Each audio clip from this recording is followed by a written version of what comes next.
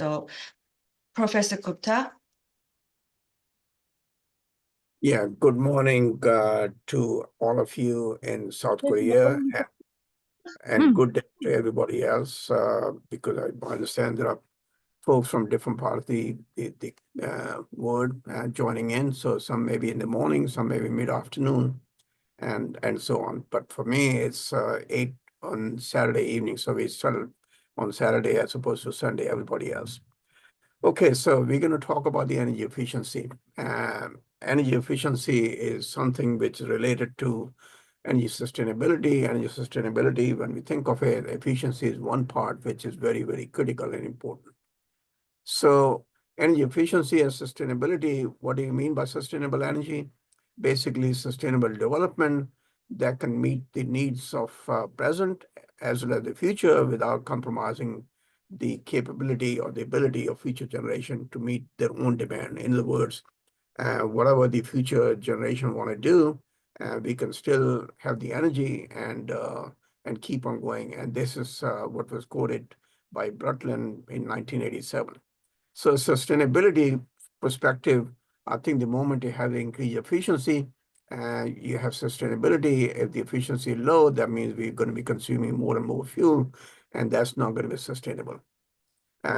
So if you look at the biggest concern right now, the CO2, which is the greenhouse gas, and that's is rising continuously. And how much is rising? It's you can actually calculate it because the layer of air around the globe, you know how much the volume is from ground to about 25 kilometer. Of course, the density goes down, but that the number totals grams of air is given by this large number here. So it's basically 51 times 10 to the 20 grams. That's the total mass of air which you see it, right?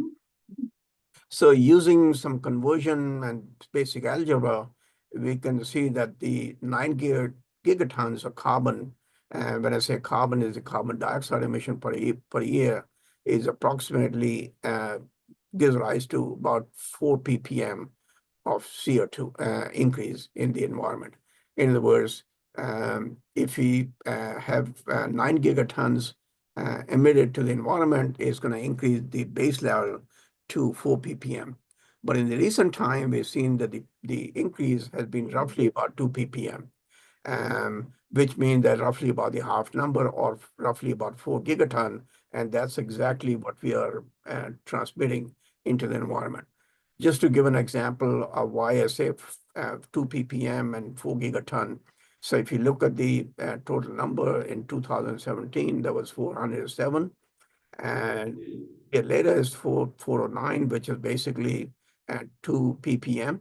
And then we go year after 411. And if you go 20, 21, all the way to 24, you can see that the by and large is about 2 ppm increase, given or take small deviation, which is winter time or summertime, which you see it. So CO2 is continually rising, which means that we have a global increase in CO2 concentration, which means we have a temperature rise of the whole planet, which you see it. So when we think of the efficiency, I'm going to focus basically on the power plant, because power plant is the one which is giving rise to energy.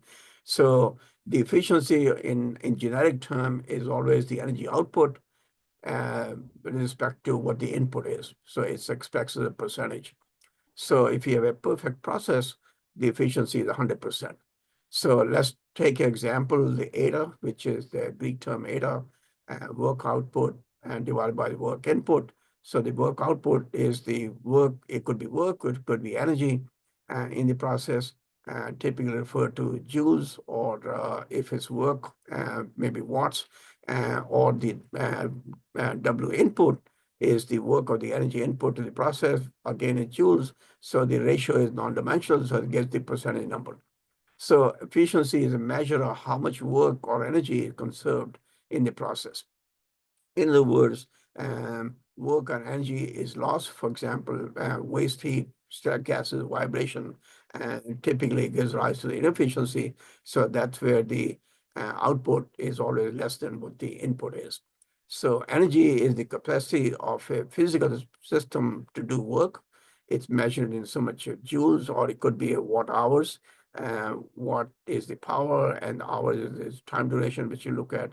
So 1 watt hour is equal to 3,600 joules.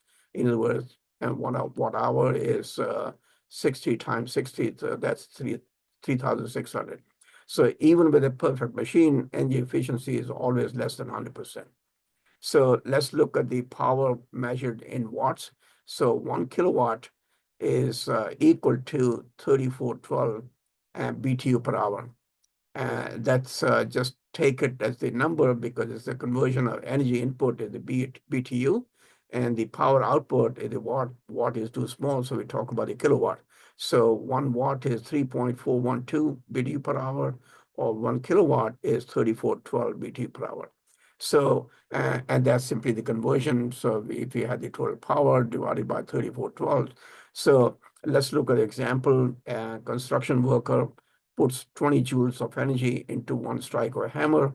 On the head of a nail, the energy transferred to driving the nail into the wood is 8 joules. In other words, that's the energy input, and what's going in is the 8 joules over here. What is the efficiency of construction worker hammering this? So again, using the formula, which is how much is the output, which is 8 joules over here, and the input is 20 joules. So that means the efficiency of the worker is 40%. And possible reason for this energy loss in this process here could be vibration, could be viscous forces, or even the heating of the nail is the possible reason why and where we're losing it.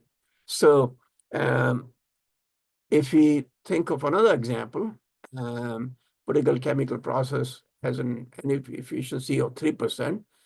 To complete this large-scale chemical process, 140,000 joules of energy input. What is the energy output of this process? In other words, now we know the efficiency, and this is the input over here. So how much is the output from here? Again, the efficiency is equal to output over input, and we can look at the output is equal to the eta times the Wn. So we know the eta, which is 0.03. 3%, right? Input is 140,000. So that means the W output is 4,200 joules. So the energy output of this chemical process is 4,200 joules. So here the possible losses in this case, similar to what with the hammer on the hammering on the nail, they gave you chemical conversion. It could be irreversibility, in other words, going from A to B and then B to A. There could be viscous forces, there could be resistance to air, and some of the drag forces, heat losses, and all the above. So from the large amount, that's the amount, the output which you're getting in. So just an example of the efficiency we're talking about here. On the other hand, the power plant system, or it could be gas turbine, it doesn't matter which one you look at, the combustion efficiency is very important. So here, the combustion efficiency is defined as the heat measured per unit time, which is HM, divided by the potential heat measured per unit time. So so the actual the efficiency is HM over HP. So how much is the actual measure divided by the potential input is. So knowing the two HM and HP, we can convert what the efficiency. So determining the efficiency based on temperature measurement, which is the common method to do this, so once we know the temperature, we could relate that to HM, in other words, the actual heat, and temperature measure the heat. So how do we measure the temperature? Basically, you can do the combustion analysis that gives you some of the inefficient term. So inefficiency in this combustion analysis could be from incomplete combustion, which is giving rise to carbon monoxide, inefficiency due to maybe possibly hydrogen presence, or it could be some unburned fuel, or even carbon and some of the other higher order gases, such as the ethane, C2H4, C2H6, and so on. So combine all that together is the total inefficiency. So in this case, the efficiency will be 1 minus the summation of this will be the total efficiency. In other words, the efficiency is equal to 1 minus the inefficiency of all that components combined together is the inefficiency. So in mathematical modeling of the combustion chamber, because measuring the gas component is pretty tedious job. It's not as straightforward, although instruments are there to measure it, how much the CO, how much the hydrogen, but it takes time how to do it.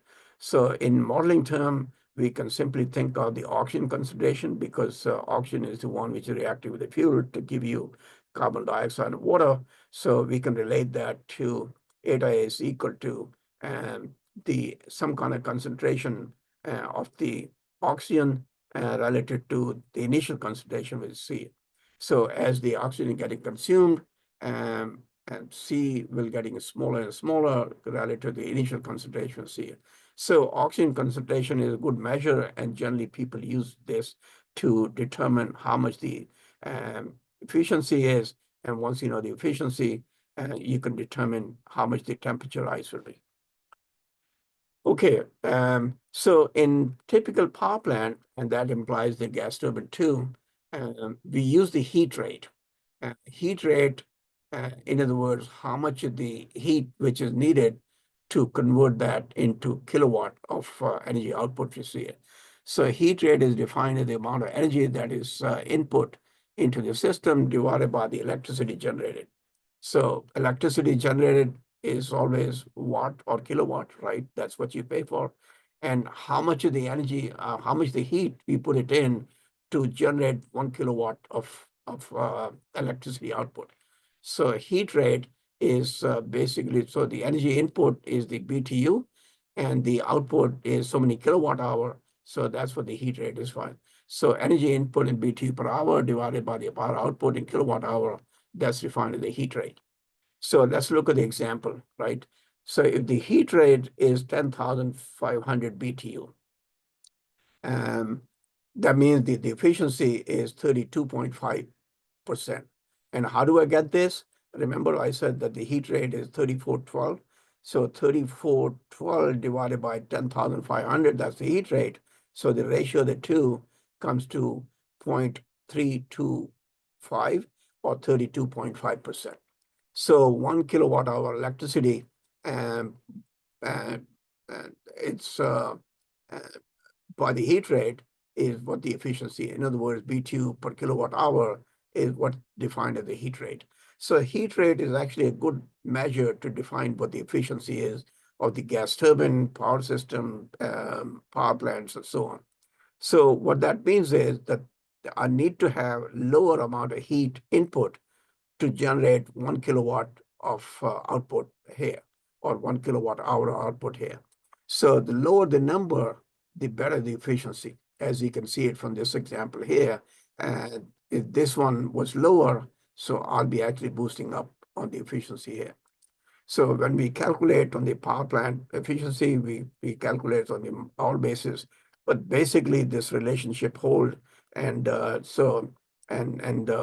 you can apply this to all kinds of systems, whether it's plant efficiency. So the reciprocal of the heat rate is basically the efficiency which you see it, right? So power generation can be a gross, which is the power plant is generating or gas turbine is generating, or it could be net. And the gross being that that's the total output, and net being what it takes to run actually the power plant, right? So remember the BTU I'm talking about, some of you may not be familiar with what BTU is. It's a traditional unit of work, and it's equal to 1,500 joules. So 1 BTU is 10,555 joules.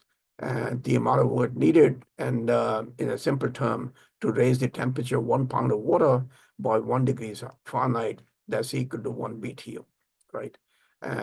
So physical analog is, if you look at the how much that is equal to, 1 4-inch wooden kitchen match, if you consume completely, that'll generate about 1 BTU. So take a match, light it up, how much the energy which is generated here, that's equal to 1 BTU.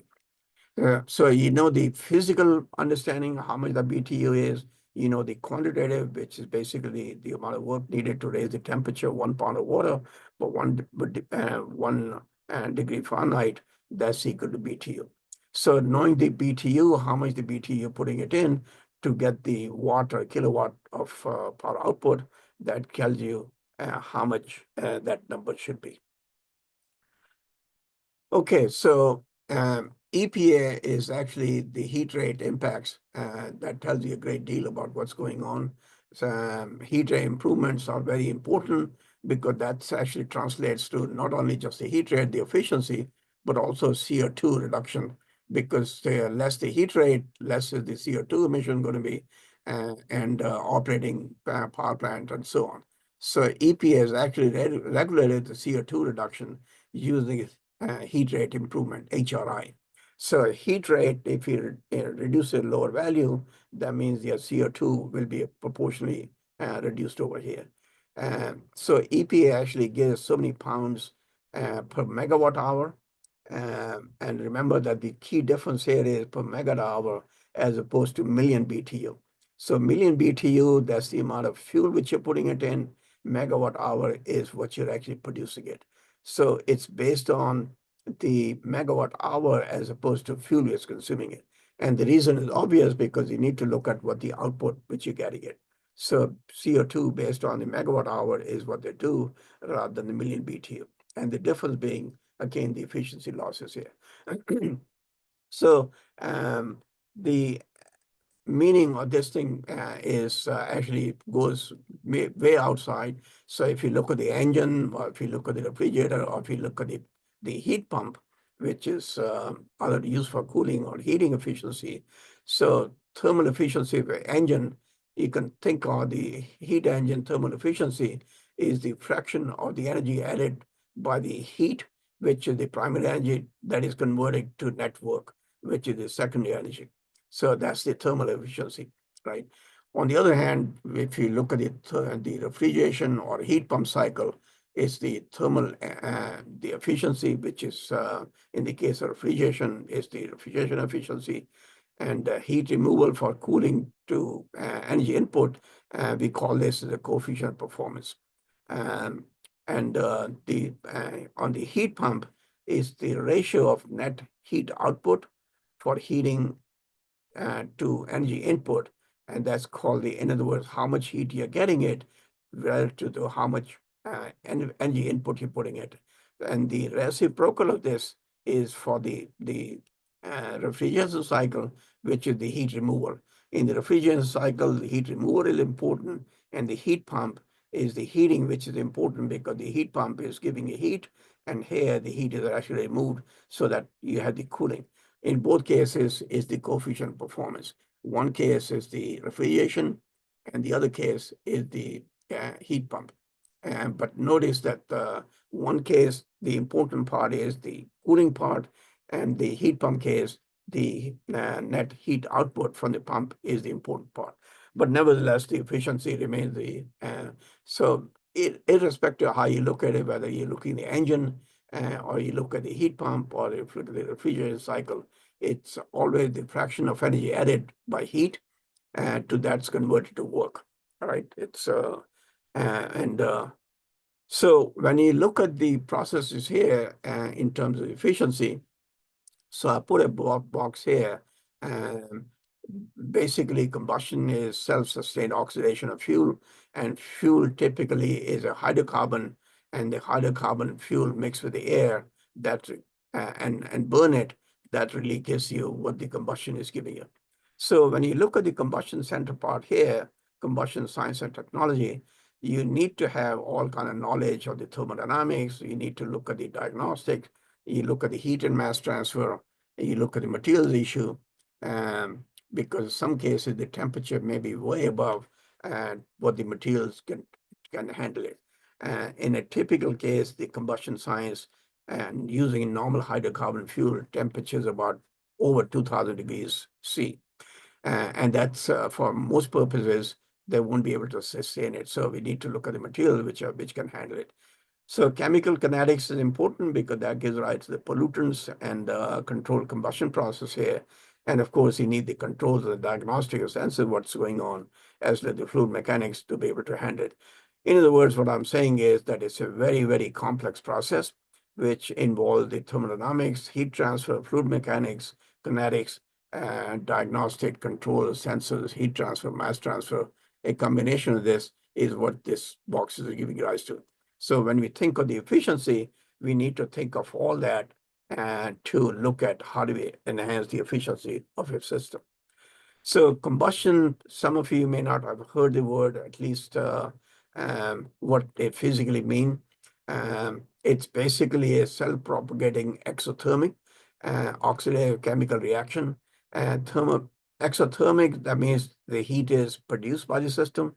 And when you think of the combustion, it's producing light, it's producing heat, and it may produce even smoke. So light and heat is the fundamental and may produce smoke too in a nearly adiabatic flame front.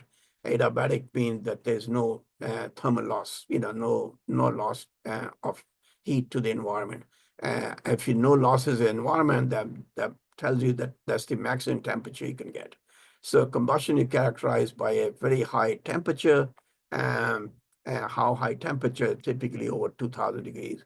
C, of course, it depends on what the oxidant is, what the fuel is, but normal hydrocarbon fuel like a methane or your charcoal oven, you will get temperature of the order of 2000, 2100 degrees C.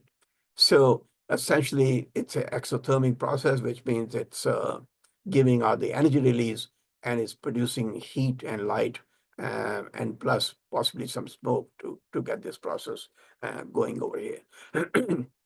So in combustion studies, typically the idea is to look at the prediction of performance and looking at the equilibrium behavior, which means that I'm going from A to B and B to A.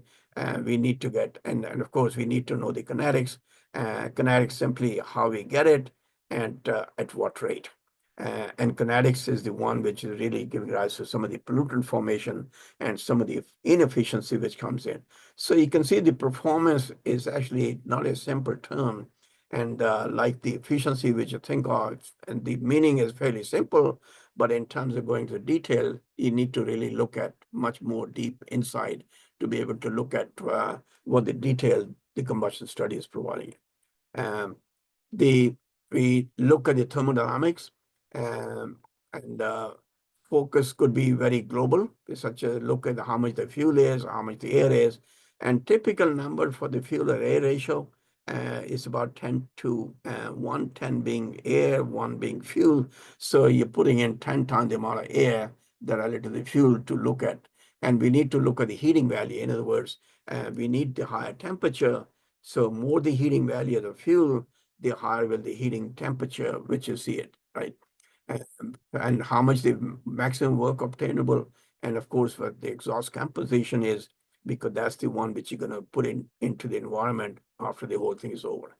So these are the exhaust gases, which may be simply CO2 and water vapor, but mostly it's more than just the CO2 water vapor, such as some of the pollutant, dioxin, furans, and other stuff which comes out to the tail end, and NOx emissions. If the fuel has sulfur, it might have sulfur dioxide emission, and so on. So when we look at the kinetics, focus typically involves what the mixing is, what the flame geometry is, how do we ignite the mixture, how much the extinction, how much the propagation of the flame is, and what the stability is. So any combustion system, you want to stabilize it, especially for the gas turbine, you need to stabilize over a wide stability limit. So the kinetics actually tells you whether it'll be stable or not stable over the overall domain as you see it. So let's look at the typical combustion process. And in this case, here's the box where the flame is residing inside here, housed here. On the left-hand side, the fuel is coming in and the air is coming in. And you might say, why air? It could be oxygen. Sure, it could be oxygen too, methane and oxygen. The only difference is the air which you have here is free from outside and take the air from the outside and bring it in. But if you have oxygen, you need to take the normal air and replace the nitrogen and dump it outside and keep only the oxygen air. In other words, you need to have some kind of filtration of the air going into oxygen and nitrogen. Oxygen is the one which goes inside, and the nitrogen is the one which releases back to the environment here. So inside, the fuel and air will mix, we ignite it, and that's what I mean by the exothermic reaction. Exothermic meaning its heat is generated, right? And so this combustion here is going to be heat is generated, and that's the one which you want to use it here. And of course, the end products is the byproducts, CO2, water vapor, and the small trace other species which is here. So the emphasis is basically what happens all inside here. Typical methane air temperature may be just about 2000, but if it's oxygen, temperature may go to as high as 5,200, 5,300 degrees C. So at those temperature, we don't have the materials available, and none of the material will stand that kind of temperature. So that means that I cannot reuse 100% oxygen. I can use probably oxygen-rich air to go to higher temperature, which you need. So, um, that's basically a sketch of what really happens here. So the combustor here, that's we need to look at the fluid mechanics, thermodynamics, heat transfer, mass transfer, and the species which are product here, because that's the one which is related to directly to the efficiency as you seek here. So in this process here, you need to burn stoichiometrically. In other words, the correct amount of methane with the correct amount of air. So typical ratio for methane and air is about 10 to 1. In other words, 10 is the amount of air, 1 is the methane which you're injecting it, and that depends on the type of fuel which you're using it. So methane air is 1 in 10. But if you have a different fuel, the composition or the mixture will be very different. So, and the correct amount of air and fuel ratio, we call it stoichiometric mixture. In other words, stoichiometry is the one which determines the quantitative relationship between the products and the reactants, right? So we can balance the equation for the stoichiometric for the process. And we can do that for the methane, which is very simple, and I'll show the example. And once you have the simple example, I can look at the other applications, such as the waste fuel and other. But on the other hand, fuel is important because that's what we want to utilize all 100%. So in this case, just to make sure that all fuel is used and converted to CO2 and water vapor, typically in a combustion process, including gas turbine, we use the excess air. Actually, gas turbine use much more excess air because the turbine blades cannot take the temperature which is generated in the normal flame here. So excess air is typically used to burn the fuel, and so some of the waste, which is the industrial waste I'm talking about here now, not the gas turbine, the excess air could be as much as 50% or 100%. In other words, if you need, let's say, 10 cubic meter of air on the stoichiometric basis, you might need 15 or as much as 20 cubic meter air, which means that I'm burning it in the excess air domain. So let's look at a typical example that how the stoichiometric, which I'm talking about here. So in the case of simple methane, CH4, and I'm going to take simply the oxygen, because if I put the air in, just add the nitrogen in it, so that becomes the air. So oxygen is the only one which takes part in the reaction. The nitrogen is a dummy, which basically dilutes it. So if you were to, in this case, consider air, so it will be 1 mole of oxygen plus 3.76 of nitrogen. Where do I get the 3.76? Oxygen is 21% by volume, 79% by nitrogen. So 79 over 21 is 3.76. So it'll be O2 plus 3.76 of nitrogen gives you on the right-hand side, carbon goes to carbon dioxide, and the H goes to H2O. So that's unbalanced. In other words, the carbon and hydrogen and oxygen on the left-hand side do not correspond to what is there on the right-hand side. If you want to balance the equation, um, basically all you need to do is look at the carbon, one going to carbon dioxide, 4 hydrogen, and it was 1 H2O. So if you multiply that by 2, so that gives you 4, so that balances well with here. So go to the right-hand side, 2 oxygen here, 2 oxygen here. So if I multiply this by 2, so that gives me a total of 4, which is equal to what you have on the right-hand side. So it gives you a simple way to organize this thing. And below this is a schematic of how do we actually genetically look at how much that, where does that 2 come from? So essentially, I say that, all right, I'm going to take the X amount of oxygen to get into A of CO2 and B of H2O. So in this case, I need to determine X, A, and B. So all I do is the carbon balance, hydrogen balance, and the oxygen balance, and determine what the values are. If you take the carbon, left-hand side, the carbon is 1. On the right-hand side, it's AC. So in this case, A is equal to 1 because it's on the, and likewise, I can do the hydrogen balance. On the left-hand side, my hydrogen is 4, H is 4. On the right-hand side is 2B. So that gives me B equal to 2. So I put that equation here, and I know A and B. So therefore, I can find out what the X is because everything is balanced together. So that gives me the balance equation, which is the same as I'm writing on the above here. So this is a volumetric basis. On the mass basis, I need to multiply this by the relative molecular mass. Relative molecular mass, carbon is 12, hydrogen is 4, so 16 kilogram of methane. Reacts with oxygen is 16, so 16 times 2 is 32, times again of 2, which is 64 kilogram. So that gives me 1 of CO2, which is carbon is 12, oxygen is 16 times 2 and 32. So that gives 32 plus 12, 44. So that 44 kilogram of CO2. And then water, hydrogen is 1. So 1 plus 1, 2 plus 16. That's 18 times 2, 36 kilogram of H2O. So here's the balance equation for methane going into oxygen plus 3.76. That's what I was talking about here, if I had air. So that's the total amount of nitrogen. So nitrogen doesn't participate in the reaction. All you do is the CO2 and water vapor, and the nitrogen from here goes to the right-hand side. So it gives you a simple way of, under the very simple, no kinetic involved here, left-hand side with the fuel and air reacting to form on the right-hand side. So you may have the stoichiometric air, which is what I described before. And minimum air is that not all the carbon is converted into CO2. It basically converts to CO. And the hydrogen is the first one which gets converted to H2O.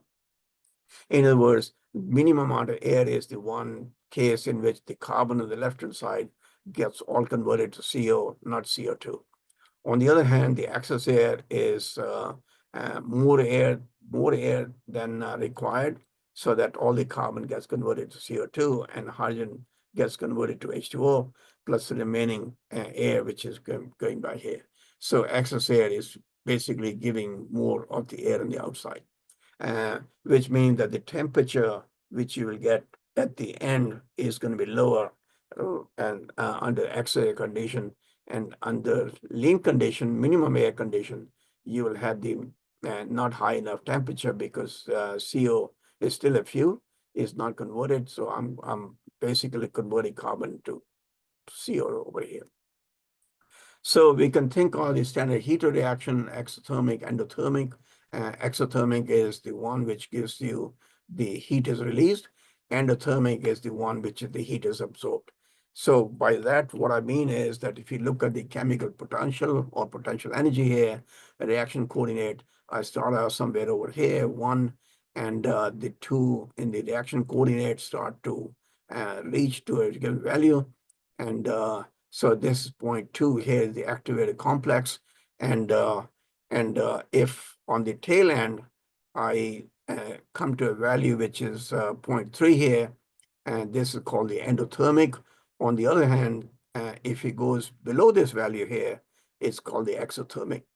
And the reason there's a negative value, which you're seeing here, the heat supplied to the system is positive, and the work done by the system is positive, which means that in the exothermic heat is not supplied, but heat is evolved right from the system. So therefore, the negative sign over here, right?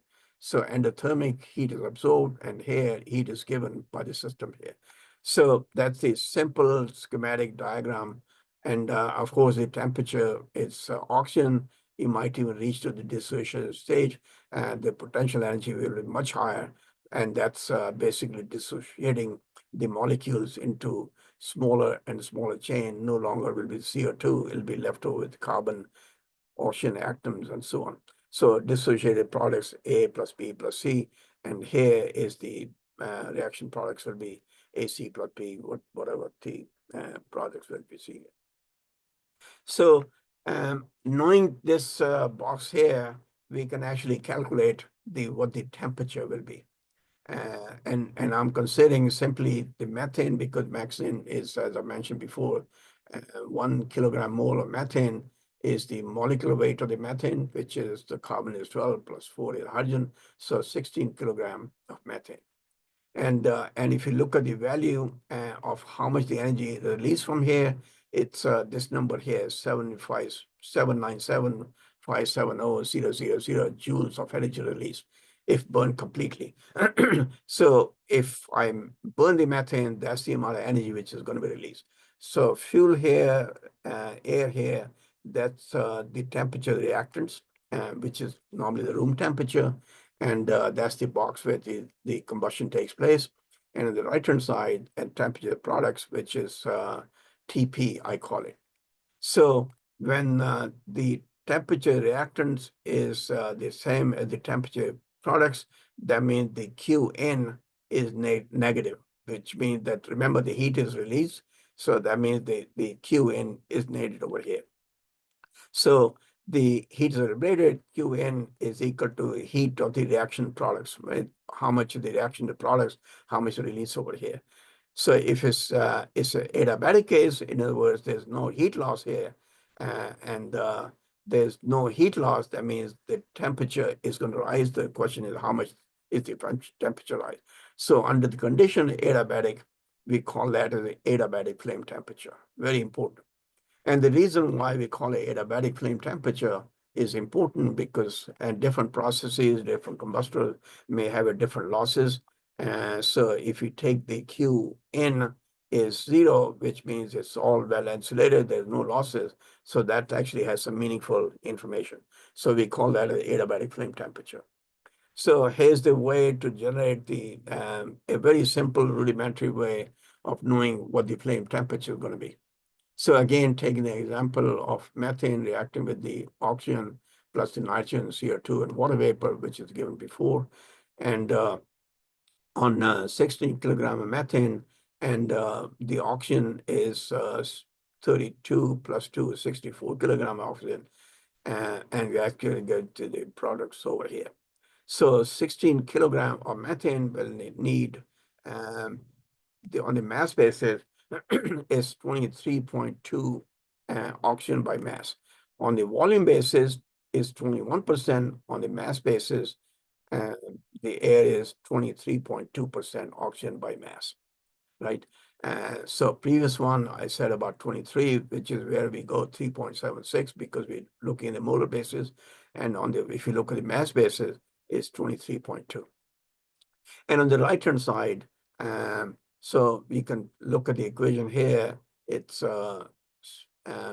64 times 100 or 23.2.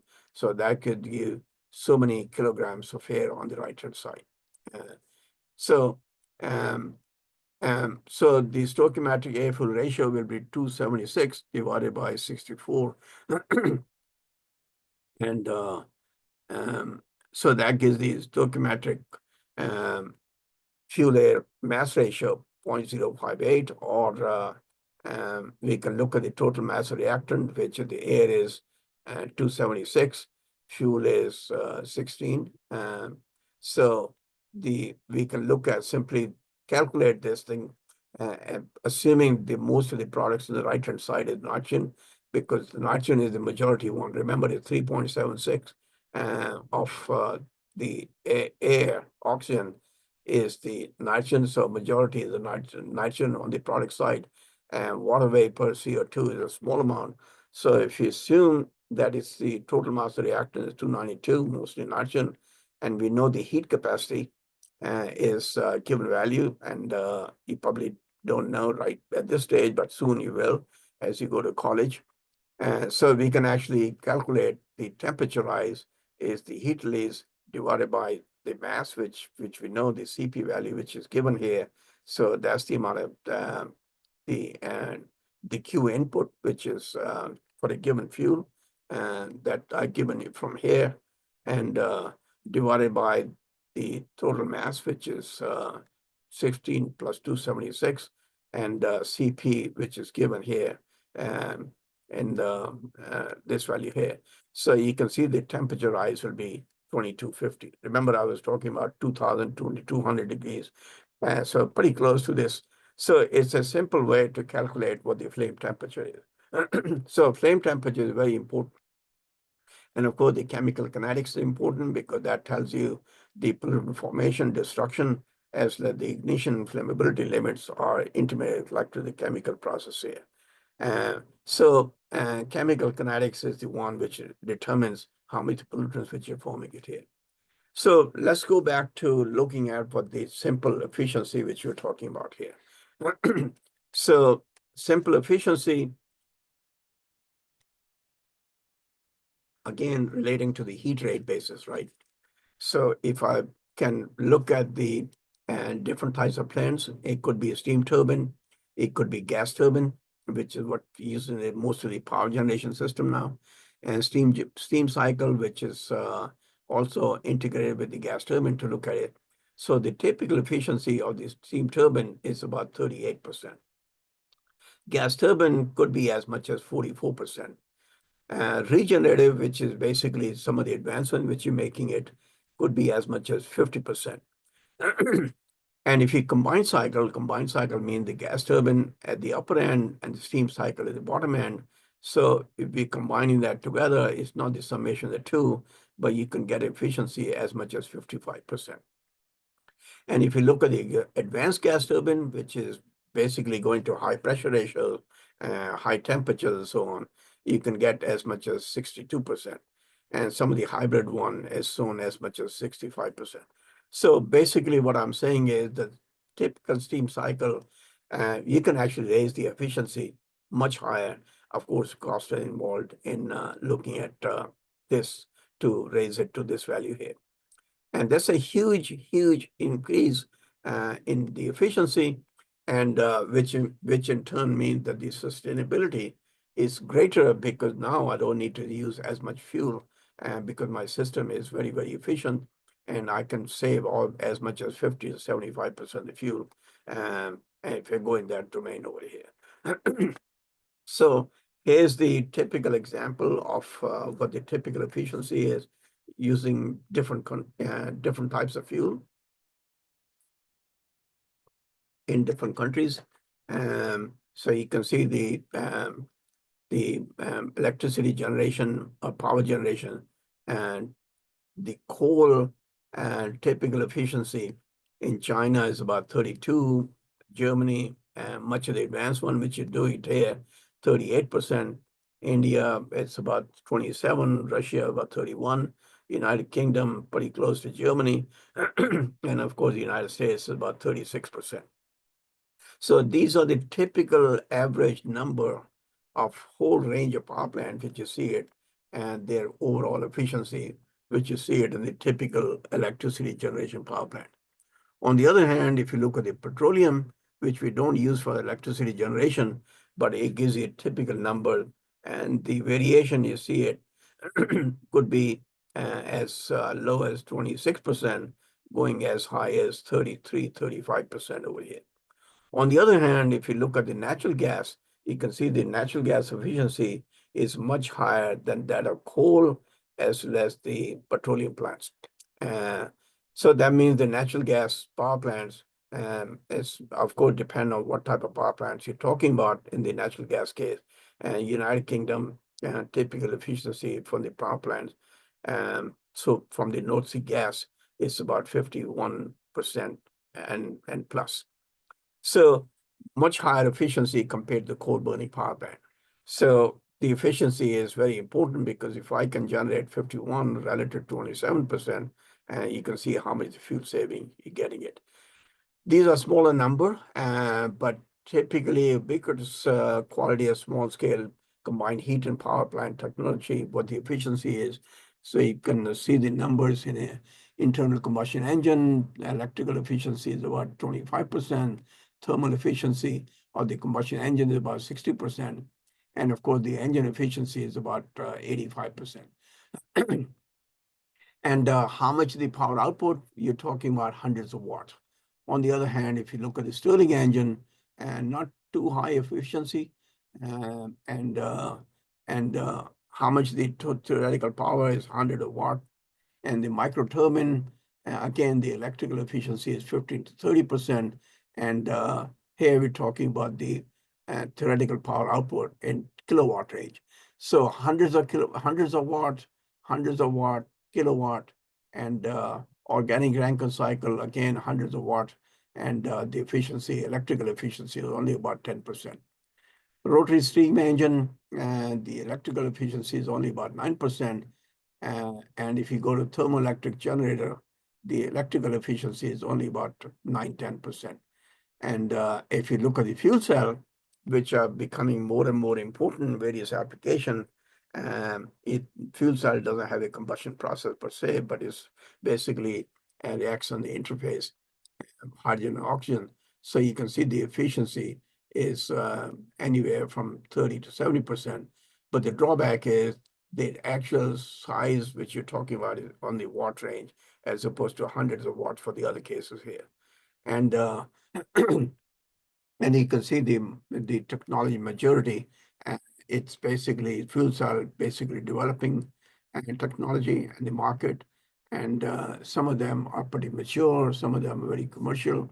And so the key part which I'm trying to bring up is, so when you think of the efficiency, you need to think of the internal combustion as well as the overall, and could be anywhere from 25%, 60, 70, or even higher number, 95%, which you see it. And I'll talk a little more as we talk about the efficiency numbers here. And if you look at the storage, because the energy storage is also very important, so you can see that the different types of storage could be battery storage, it could be lead acid battery, lithium ion batteries, and it could be a battery energy storage. And where the application, what kind of scale we're talking about, rate of charge and discharge. And essentially, you can see the specific power, which is how many watts per kilogram, or the energy efficiency. You can see the energy efficiency anywhere from very low number to very high number on the mass basis and on the volume basis on the right-hand side. So on the volume basis, storage capacity for the storage capacitors is only about 2 to 10%. And if you look at this superconducting magnetic energy storage, it's only about 0.2 to 5%. So the scale matters, as well as when you think of the efficiency, you need to look at the mass basis or volume basis. Volume basis being the specific density and the specific energy, which is the so many watts per kilogram. And so both are important because both have implications where we can go. So some of the power transmission technology, what the efficiency is, you can see that the typical efficiency, it's, most cases, it's less than 60%.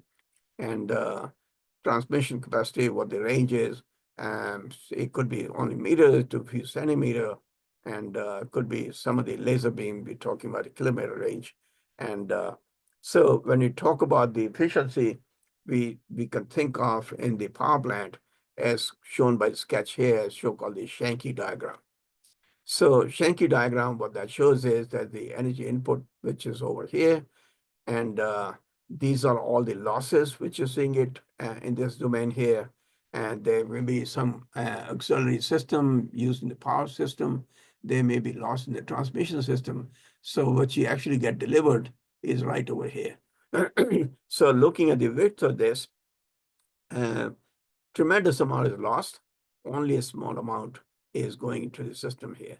So when I was talking about the efficiency of a steam cycle, 35, 38%, that's the number what I'm talking about. So you can see the arrow width is about um, half or to what we're seeing it here. Or generic rule of thumb is only 1/3 is used, 2/3 is wasted over here. And here's a more detailed diagram showing the number, how much is in this is for a coal burning system, how much the coal is coming in, and the different types of losses, heat to loss. So that's the amount of power, coal is coming into the power plant, going to the boiler, and how much the steam is generated, and how much is sensible heat, latent heat, and that's the amount which is wasted over here, and that's the amount which is actually generated here. So pretty much genetically looking at what you're seeing in the top is what happened in the Sankey diagram for the coal burning power plant too. So when you think of the efficiency, there's a whole bunch of things which we need to think of. We need to think of the combustion efficiency. We need to think of the thermal efficiency, electrical efficiency, transmission efficiency, and the overall efficiency.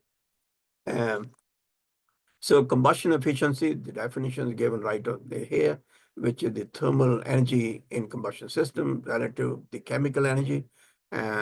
So chemical energy in the fuel is the one which is giving rise to the thermal energy and thermal energy. So that's essentially, you can think of the chemical energy converted to thermal energy.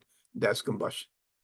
And when you look at the thermal efficiency is basically how much the combustion gases and what is being transmitted to mechanical output from the turbine. It could be gas turbine or some kind of other turbine or the engine. That's what the thermal efficiency is. Electrical efficiency is how much the mechanical output from the turbine or the engine, which you see it, and what the electrical output from the generator which you're getting it. And of course, the transmission is how much the electrical power at consumer relative to the electrical output from the generator. So generator is where the power is generated, electricity is generated, and consumer is where it's actually used. So that's the transmission of it. So the overall efficiency is basically starting with the fuel and how much you're getting as a consumer. So all bunch of thing, what you see it here. So when you talk about the efficiency, you need to make sure which efficiency you're talking about. Are you talking combustion, thermal, electrical, transmission, and many more? It's not just stops here. So let's look at the typical power plant. The chemical energy here, I just put it on the coal particles here. It could be gas, it could be liquid, it could be fuel. So basically, chemical energy is converted to heat energy, and that's into kinetic energy, and finally to electrical energy. And that electrical energy is transmitted to power lines, and that goes to the local station where it's going to be used. And here you supply the electricity to boil the water in this kettle here. So here's the output for here.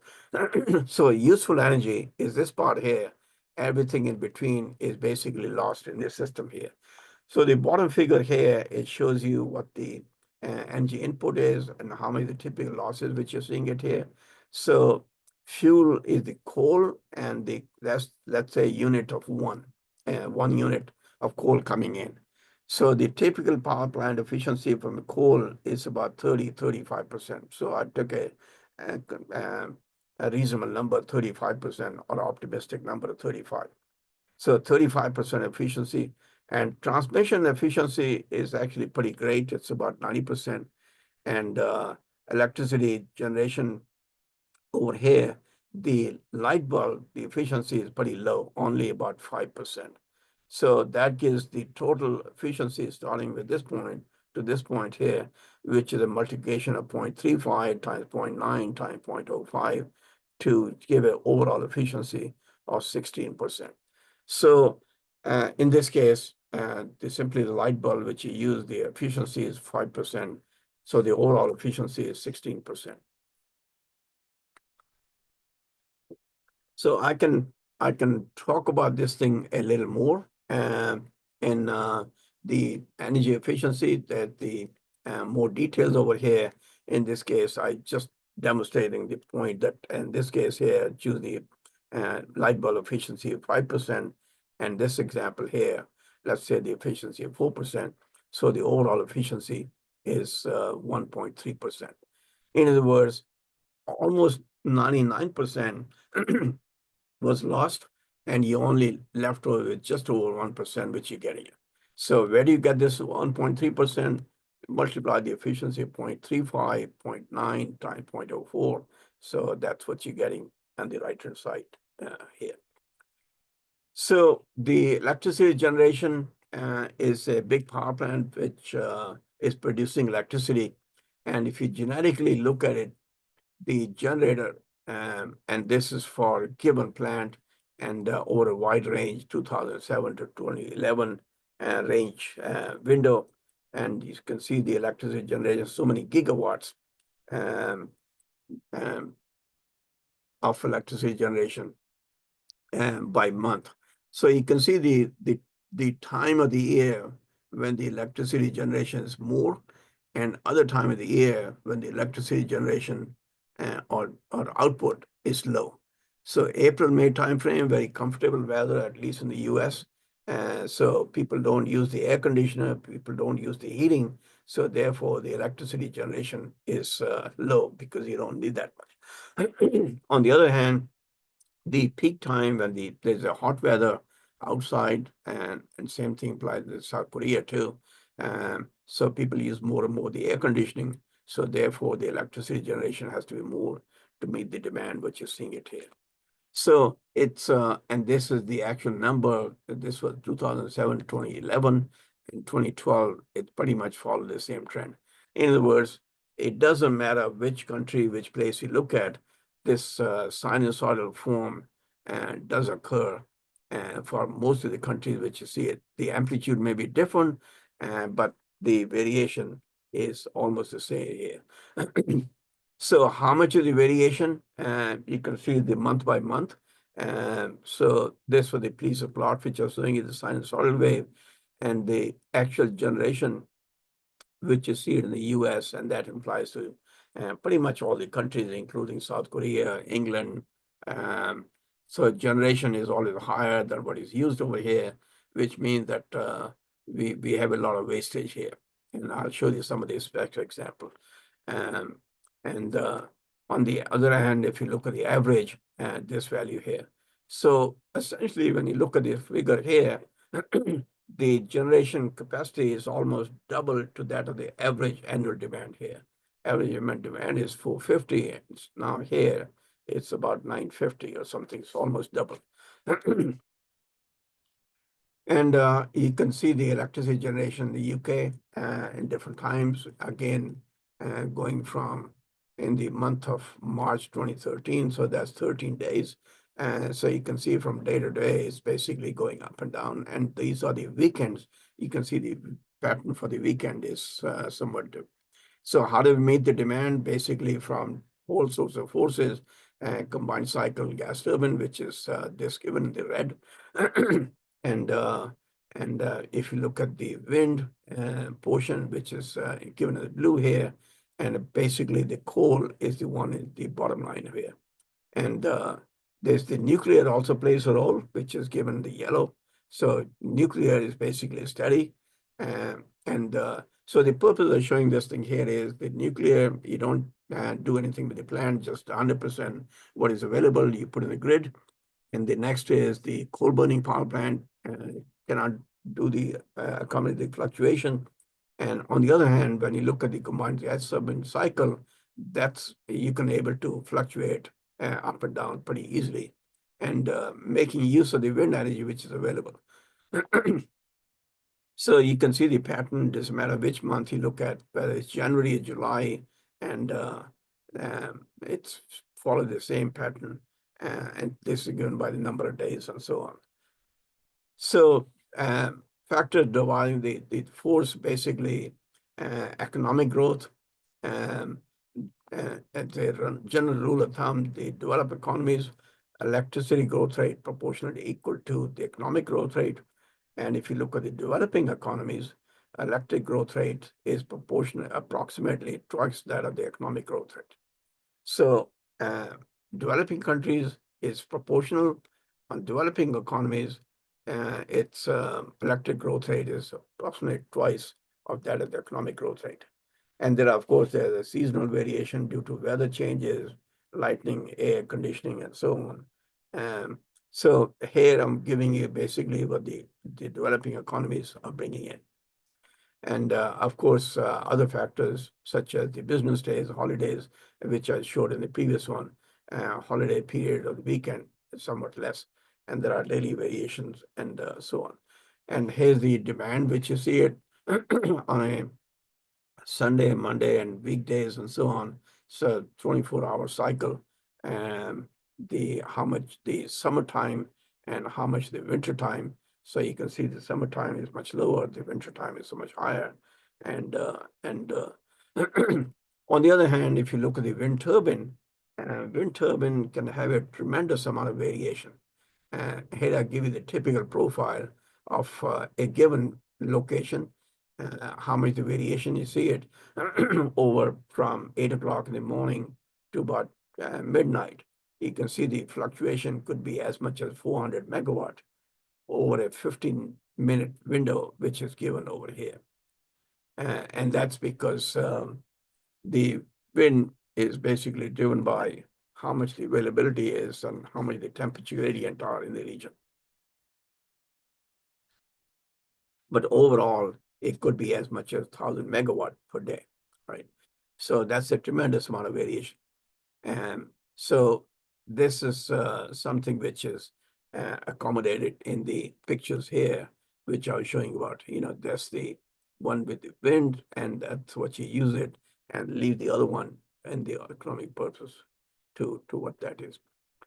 So so that means that we need the energy storage, and we need the pump storage. And there's a lack of storage, but it's certainly very useful to have this thing. The idea of the storage is when there's less demand, you put that in the storage and bring that energy back in when the demand is coming up. So this basically is going to the storage part and bring it back to here when the energy is needed at the location times over here. So storage demand is basically different unit, different scales over here. For the grid, the storage could be 10 watt to almost 1,000 megawatt during every 24-hour cycle. So these are large scale variation. These are not the simple batteries. So if you look at the non-grid distributed power generation, it's the low end is about the same, 10 watts, and to no, it's 10 megawatt to 1,000 megawatt, right? It's on the grid system. If it's non-grid, and the numbers are very low, 10 watts to about 100 megawatt. The uninterruptible power supply, which is what you use with the computer system, the typical storage is about kilowatt to about megawatt, but the time duration is very short, only for a second. So the application is typically we need kilowatt range to megawatt range, and in the industrial processes, hundreds of kilowatt hour to hundreds of megawatt hours. So basically, we need storage for different application depending on which needs industries. So the energy conversion, when you look at it, the biomass is a very good renewable source that gives the heat, and you can use that for cooking. Solar energy, on the other hand, it gives the heat. We can dry the clothes, we can dry the food. Biomass, we can also use that for the animal farms, and that can be used as a horsepower as well as the food. Coal typically for the heat, hydro for the milling of the flour, and wind simply for the pumping water, or large-scale electricity storage for a short duration of time. So these are the different energy conversion sequences, basically heating the buildings, and you can use either gas, oil, or biomass, all giving heat. And you can use the solar, which is directly giving the heat, electricity generation, If you look at it, the electricity we generated either from the coal or gas or nuclear, and the sequence is that in every case, you need to have the heat. Um, Certainly the case with the coal, certainly the case with the gas and the nuclear, that is transformed into mechanical, which is you rotating the turbine, and turbine is the one which is converting into a generator and then the electricity. And the hydro, same thing, wind, solar. And if you look at the transportation sector, oil is the one which is, in this case, the typical transportation sector. Might have the gasoline, might have the diesel or jet fuel, and they're all converting it to heat, and that gives the mechanical. And if you look at the biomass, that can be converted to ethanol, and ethanol is liquid fuel that can be converted to heat, and that's finally to mechanical. And if you look at the fuel cell car typically the hydrogen as the fuel, and hydrogen is fuel, that's electricity, and electricity is the one which is going to mechanical form here. And so I think I'm pretty much close to the end over here. So typical source of energy, we could have a potential energy, kinetic energy, thermal energy, radiant energy, chemical energy. But in all cases, we had the losses. I only emphasize on the methane as the fuel, but the other cases, the fuel efficiency. I'm going to interest the time because we are running out of time. So the scale of energy flows is important. So we talked about the medium size turbine, which you're talking about 2 megawatt, 5 or 10 megawatt. So if you look at the cell phone, we talk about only 2 watts of energy. Laptop, computer, 10 watts. Human body, if you take the diet of 2,000 calories, we're talking about 100 watts. When you look at the horsepower, 1 horsepower is 700.75 kilowatt. And if you look at the hair dryer, it could be anywhere from 1,000 to 1,500.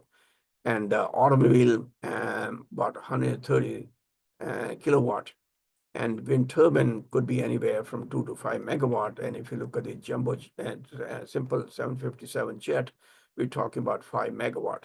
Large scale power plant, it could be anywhere from 500 megawatt to a gigawatt. So the global energy use is 15 terawatt, and the heat accumulation is 816, and the renewable energy flows so much the amount of energy flow, which you see it here. So that's the difference between the energy and the power. Energy is in BTU, as I mentioned, started off with, or it could be in joules or calories, or power is the rate of energy, which is DE over DT. In other words, BTU per hour, or it could be in watts. So 1 watt is joule per second. Heat flow versus work, heat energy per unit can be described the heat flow and work. But to distinguish between these, we basically distinguish between the heat and the work as so many megawatt thermal or so many megawatt of electricity. So thermal is the heat part, and the work is the electricity part, which is so many megawatt of electricity. So that's the amount of energy which is available. You can see that the world energy consumption is this much here. And if you look at how much the oil is, how much the gas is, how much uranium is, how much the coal is, we had tremendous amount of resources, even though we were using it very rapidly. On the other hand, if you look at the hydro and wind, comparing the boxes here, wind certainly can form it, but the problem is the reliability of the wind, where we need it, as we need it, and when we need it. So these are some of the energy sources where we are, and these are typical hydrogen energy value. So hydrogen is a very good source. The heating value for on a mass basis is actually outstanding, 142 megajoules per kilogram, as opposed to typical corn stove or biomass is only about 15 to 20 megajoules per kilogram. And so going back to conversion efficiency, and the typical power plant and the chemical energy to heat is about 90 to 98%. Steam turbine is heat and mechanical 40 to 45%. Electricity generated 98 to 99%. So ocean thermal, if you look at the efficiency, is only about 1 or 2%. PV cells 10 to 15 or even 20%. So you can see the whole range of efficiencies which are there. And so these are the summation of all the efficiency which I'm talking about. The production process, transmission, power plant, electricity generation, distribution, as well as the motor overall efficiency which you see it. So I think in the interest of time, I'm going to just summarize by saying that the sources of energy loss is basically the local air fuel ratio in the system, stack gas temperature, what are the steam conditions, the superheated, saturated steam, reheat, some of the condensate losses, which you see it, transmission losses, thermal losses, load demand, and of course, during the day, how much the losses, which you see it, really makes the big impact on the losses here. And all this implies to the gas turbine, all this implies to the power plant where we use the electricity from. So with this, I'll stop here because my time was supposed to be until 9 o'clock, and I just passed the actually 10 minutes over. So I'll entertain a few questions if there are any. And if you don't want to ask the question right now, you're welcome to send me an email, which is given right here, akgupta@umd.edu.